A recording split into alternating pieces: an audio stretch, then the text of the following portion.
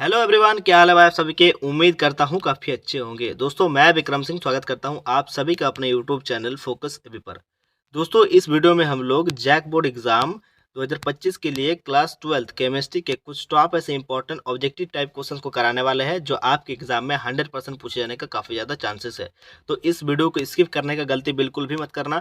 Video को शुरू से लेकर अंत तक जरूर देखना क्योंकि इस वीडियो में बताए गए हर एक क्वेश्चन एक एक क्वेश्चन तुम्हारे एग्जाम पॉइंट ऑफ व्यू से very very very very very very important है। ठीक है, तो दोस्तों चलिए आइए समय को बर्बाद किए बिना आज की हमारे क्लास को स्टार्ट करते हैं एक नए एनर्जी और एक नए कॉन्फिडेंस के साथ। जी हाँ दोस्तों, इस वीडियो में हम लोग जैक बोर्ड क्लास 12 केमिस्ट्री के इंपॉर्टेंट क्वेश्चंस को देखने वाले हैं। तो वीडियो को शुरू से लेकर अंत तक जरूर देखिएगा और अगर आप लोग चैनल पर नए हो तो प्लीज़ चैनल को सब्सक्राइब करके बेल आइकन को प्रेस जरूर कर लीजिए क्योंकि अभी आप लोग के लिए लगातार वीडियोज़ अपलोड होंगी। इसीलिए चैनल को जरूर सब्सक्राइब करके रख लो और बेल आइकन को प्रेस जरूर कर लेना। ठीक है, और साथ ही साथ अपने सारे दोस्तों को इस वीडियो को शेयर जरूर कर देना मेरे दोस्त। ठीक है, तो चलिए दोस्तों देख लेते हैं क्वेश्चन नंबर 1 को जो आपके एग्जाम पॉइंट ऑफ व्यू से काफी ज्यादा इंपॉर्टेंट है। दोस्तों क्वेश्चन नंबर 1 में पूछा गया सवाल है which enzyme helps in converting sucrose into glucose and fructose. मतलब दोस्तों कौन सा एंजाइम मदद करता है सुक्रोज को ग्लूकोज और फ्रुक्टोज में बदलने के लिए, कौन सा एंजाइम मदद करता है ये तुम्हें बताना है। ठीक है, तो याद रखना मेरे दोस्त, सुक्रोज को ग्लूकोज और फ्रुक्टोज में बदलने के लिए इन्वर्टेस एंजाइम मदद करता है। तो राइट आंसर इसका हो जाएगा इन्वर्टेस एंजाइम। चलो अगला सवाल को देख लेते हैं, क्वेश्चन नंबर 2 जो आपके एग्जाम पॉइंट ऑफ व्यू से काफी ज्यादा इंपॉर्टेंट है। और दोस्तों इस टाइप का क्वेश्चन तुम्हारे एग्जाम में 100% पूछा जाता है और इस साल भी पूछा जाएगा। दोस्तों विटामिन की कमी से होने वाली बीमारी का नाम तुमसे पूछेगा या फिर बीमारी का नाम दे देगा और तुमको बताना है कि कौन से विटामिन के कारण होता है ये बीमारी। ठीक है, तो क्वेश्चन नंबर 2 में पूछा गया सवाल है beriberi occurs due to the deficiency of which vitamin. मतलब बेरी बेरी को क्या होती है दोस्तों, एक डिजीज होती है। बेरी बेरी एक बीमारी होती है दोस्तों, तो कौन से विटामिन की डिफिशियंसी के कारण होती है, मतलब कौन से विटामिन की कमी के कारण होता है बेरी बेरी ये डिजीज, तो ये तुम्हें बताना है। तो मेरे दोस्त याद रखना बेरी बेरी जो होती है दोस्तों किसके कारण होता है। तो 1 मिनट इसका राइट आंसर तुम लोग कमेंट बॉक्स में कमेंट करके बताओगे। बहुत ज्यादा इजी क्वेश्चन है। ठीक है, इसका राइट आंसर सभी बच्चे ईमानदारी से कमेंट बॉक्स में कमेंट करके बताएंगे कि बेरी बेरी कौन से विटामिन की कमी के कारण होता है। चलो आओ अगला सवाल को देख लेते हैं, क्वेश्चन नंबर 3। दोस्तों क्वेश्चन 3 में पूछा गया सवाल है acid chloride is reduce to aldehyde by which of the following. मतलब दोस्तों यहाँ पर पूछा गया है निम्नलिखित में से किसके द्वारा एसिड क्लोराइड को एल्डिहाइड में अपचयित किया जाता है। ठीक है, तो याद रखना मेरे दोस्त रोजेनमुंड रिडक्शन के कारण। अगला सवाल को देख लेते हैं दोस्तों, क्वेश्चन नंबर 4 जो आपके एग्जाम पॉइंट ऑफ व्यू से काफी ज्यादा इंपॉर्टेंट है। दोस्तों क्वेश्चन नंबर 4 में पूछा गया सवाल है इंजाइम्स क्या होते हैं यह तुम्हें बताना है। ठीक है, तो ऑप्शन नंबर 1 में दिया हुआ तुम्हारा कार्बोहाइड्रेट्स, ऑप्शन नंबर बी में दिया हुआ प्रोटीन्स, ऑप्शन नंबर सी में दिया है विटामिन, ऑप्शन नंबर डी में दिया है नॉन। तो तुम्हें बताना कि इंजाइम्स क्या होते हैं।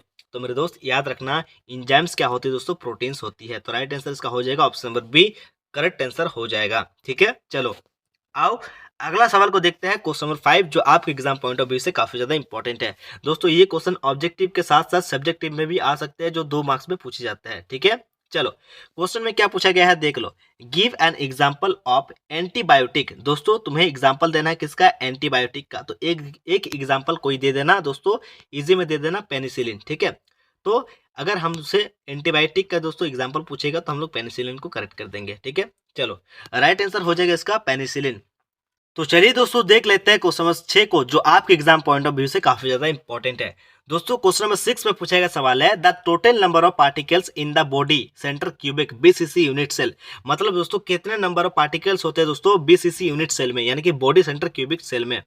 दोस्तों हम लोग क्या फॉर्मूला लगाते हैं 1/8 इंटू क्या लगाता है 8 + 1 का फॉर्मूला लगाता है। 8 कैंसिल हो जाता है और 1 + 1 क्या हो जाता है 2 हो जाता है।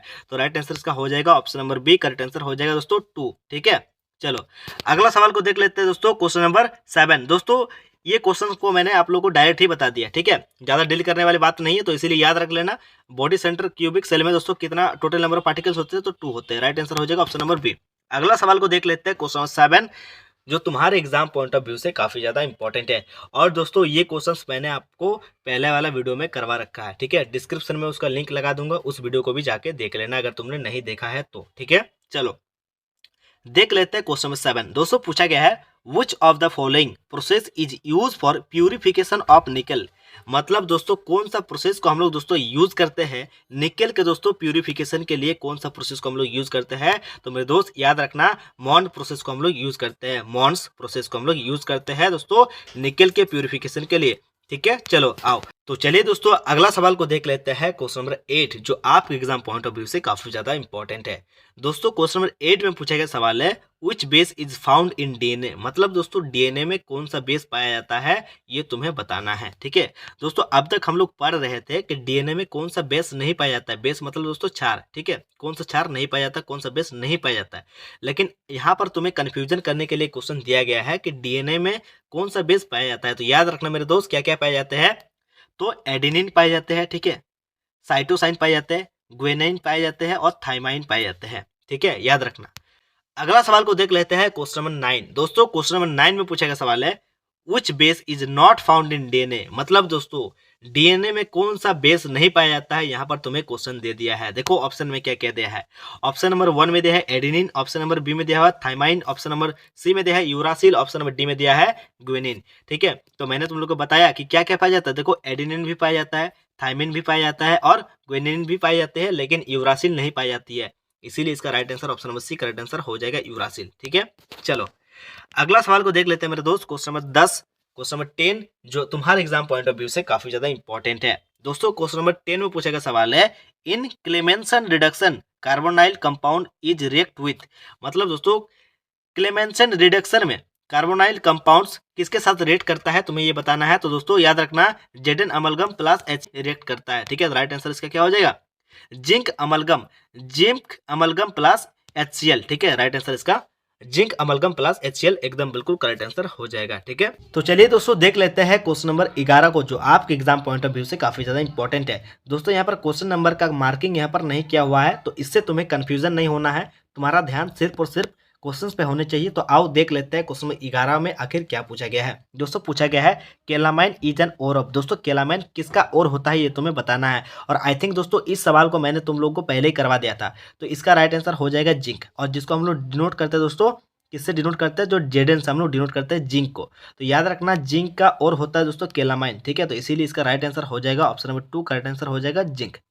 अगला सवाल को देख लेते हैं, क्या पूछा गया है, पूछा गया है कॉपराइट इज एन ओर ऑफ, दोस्तों कॉपराइट किसका ओर होता है ये तुम्हें बताना है। तो राइट आंसर हो जाएगा कॉपर, क्योंकि दोस्तों कॉपर का जो ओर होता है कॉपराइट होता है।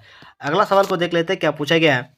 दोस्तों पूछा गया है, which of the following is ore of iron, इनमें से कौन और है आयरन का। ठीक है, आयरन का और इनमें से कौन है ये तुम्हें बताना है। तो ऑप्शन नंबर 1 में जो दिया हुआ तुम्हारा हेमेटाइट, ये बिल्कुल करेक्ट आंसर हो जाएगा, क्योंकि दोस्तों आयरन का और होता है हेमेटाइट, और साथ ही साथ अगर मैग्नेटाइट भी दिया रहता तो भी राइट आंसर हो जाता। ठीक है, तो हेमेटाइट मैग्नेटाइट किया होता है दोस्तों, आयरन का और होता है। ठीक है, चलो अगला सवाल को देख लेते हैं, क्या पूछा गया है। पूछा गया है, the process of heating the ore, the process of heating the ore in the excess supply of air below its melting point is called, क्या कहलाता है, तो रोस्टिंग कहलाता है। याद रखना, आओ देख लेते हैं क्या पूछा गया अगला सवाल में। दोस्तों पूछा गया है, which of the following is ore of aluminium, दोस्तों मैंने आप लोगों को बार बार चिल्ला चिल्ला के कह रहा हूं कि ओर से रिलेटेड तुम्हारा क्वेश्चन जरूर पूछा जाएगा, तो इसीलिए तुम्हें जितने भी सारे मेटल्स हैं सबका ओर को अच्छे से याद करके जाना है, क्योंकि एक क्वेश्चन एकदम फिक्स है, 100% पूछा जाएगा, ये मेरा गारंटी है। ठीक है, तो एल्युमिनियम का ओर तुमसे पूछ रहा है, तो एल्युमिनियम का ओर होता है दोस्तों बक्साइड। तो करेक्ट आंसर हो जाएगा option number D correct answer हो जाएगा दोस्तों बक्साइड। अगला सवाल को देख लेते हैं, क्या पूछा गया है। दोस्तों पूछा गया है, Van Arkel process is applied for the purification of, Van Arkel process is applied for the purification of, मतलब दोस्तों हम लोग मेटल का दोस्तों हम लोग प्यूरिफिकेशन के लिए यूज करते हैं वैन आर्केल प्रोसेस को, मतलब दोस्तों वैन आर्केल प्रोसेस को हम लोग किस मेटल के प्यूरिफिकेशन के लिए दोस्तों हम लोग यूज करते हैं। तो याद रखना दोस्तों, जर्कोनियम जेडर का और टाइटेनियम टीआई का। ठीक है, जर्कोनियम और टाइटेनियम का। तो राइट आंसर इसका हो जाएगा ऑप्शन नंबर 4 करेक्ट आंसर हो जाएगा दोस्तों जेडर।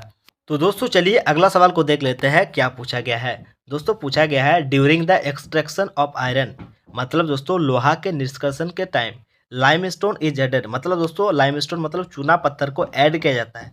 विच एक्ट एज, मतलब जो काम करता है, किसका काम करता है, तो तुम्हें ये बताना है। तो याद रखना मेरे दोस्त, फ्लक्स का काम करता है।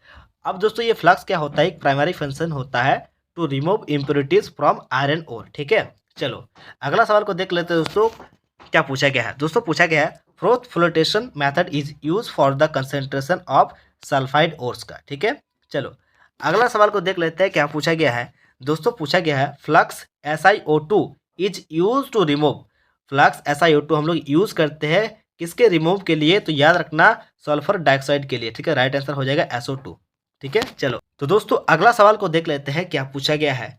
पूछा गया है Hall Heroult's process is use for, right answer हो जाएगा option number C, correct answer हो जाएगा एल्युमिनियम के लिए।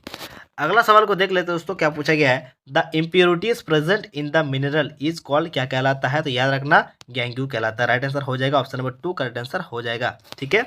चलो अगला सवाल को देख लेते हैं दोस्तों, काफी ज्यादा इंपॉर्टेंट क्वेश्चन है और ये क्वेश्चन तुम्हारे एग्जाम में पूछा गया सवाल है 2023 में। पूछा गया है leaching is process for, leaching is process for, तो कंसेंट्रेशन बिल्कुल करेक्ट आंसर हो जाएगा।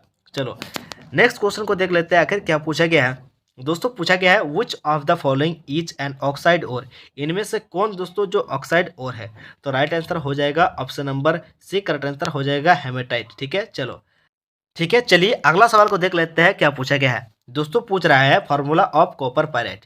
जी हाँ दोस्तों, यहाँ पर तुमसे पूछा जा रहा है कॉपर पायरेट्स का, तुमसे फार्मूला पूछ रहा है। तो याद रखना मेरे दोस्त, क्या होता है कॉपर पायरेट्स का फार्मूला, तो क्या होता है CuFe, ठीक है। CuFeS2 होता है कॉपर पायरेट का फार्मूला, ठीक है। तो राइट आंसर इसका हो जाएगा ऑप्शन नंबर, हाँ ऑप्शन नंबर 2 एकदम बिल्कुल करेक्ट आंसर हो जाएगा, ठीक है, कॉपर पायरेट का फार्मूला।